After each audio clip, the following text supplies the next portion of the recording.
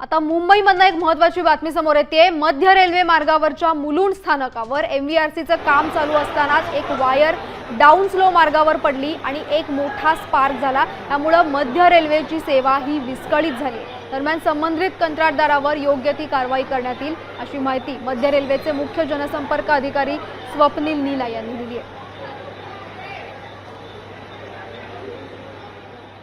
जे कन्स्ट्रक्शनचं काही काम MRVCच्या द्वारा डेकसाठीचं केलं जात होतं, त्या कामातनं एक वायर ही जी डाऊन स्लो लाईन आहे, डाऊन लोकल लाईन आहे, त्याच्यावरती पडली होती। त्यामुळे तिथे OHचा स्पार्क झाला होता।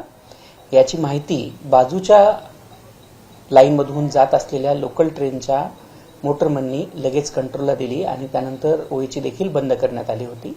ज्या कॉन्ट्रॅक्टरच्या चुकीमुळे ही वायर पडली होती त्याच्यावरती देखील योग्य ती कार्यवाही करण्याची प्रक्रिया सुरू करण्यात आलेली